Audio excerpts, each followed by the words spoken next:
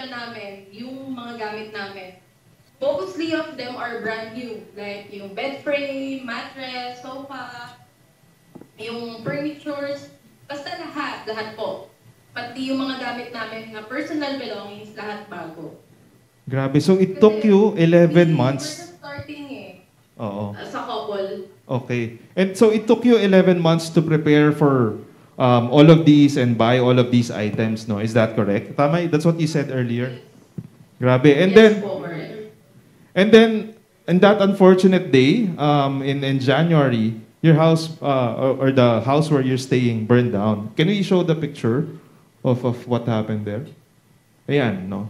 So we can see it's actually a concrete structure. Hindi siya made of light materials when it happened, no? Maybe you can walk us through, Ivy, what happened and how you did, where were you when this happened?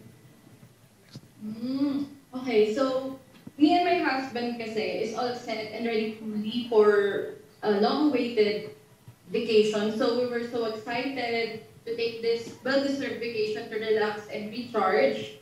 So our last day sa bahay na yan was January 26, 2024. And we didn't know, and we can't believe na it was our last day in our home. So it's so hard to say goodbye na sa mga members na we created here, even though na less than a year pa lang kami. So ayan po. Sorry, ano po yung pinaka-main question? Sorry. Yeah. Miss Ivy, Nasagot ko ba? Yes. Thank you for providing Miss that. Ivy, can you give us an estimate of magkano yung nawala because of this incident? Naku, malaki-laki rin po eh. Kasi gumawa ko ng spreadsheet dun sa mga items. The figure of 1 million plus has been taken into consideration and analyzed accordingly. Thankfully, nadala pa namin yung mga alahas namin. Kasi kung hindi namin nadala, talagang mas malaki po. And thankfully, meron kaming pet shop kasi meron kaming 5 aso eh. Sinek-in namin sila before kami umalis. Kasi yun talaga yung pinaka-main namin concern. Kasi, buhay. Buhay po yun. And we didn't know na si BPI pala, meron silang in-offer na insurance like this, na home insurance na masasali yung content, yung personal belongings mo. I'm not aware kasi because we're just renting out the space and we are not landlord we are not owners yet to get an insurance. That's why parang manghinayang ako na meron palang renter's insurance na pwedeng ma-cover yung mga possessions mo even you don't own the house. What we'd like to ask na lang, what can be your message for other tenants or homeowners who are listening to us right now based from the experience that you've had?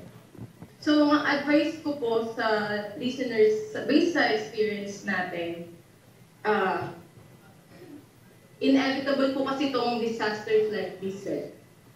So, what I can advise po is be knowledgeable, be ready, be prepared. Because your knowledge can save you. Kasi mostly, I believe here in the Philippines, marami tayong hindi kumukuha ng fire insurance. Either we don't think it's important enough or we feel it's just a waste of money until it happened to us. We don't want to make an example of what happened to you, but I guess we can all learn from this. I mean, we cannot prevent fire from happening as much as we do, but at least the value of our assets, kaya natin yan protektahan through insurance, through the right coverage, through the right partner.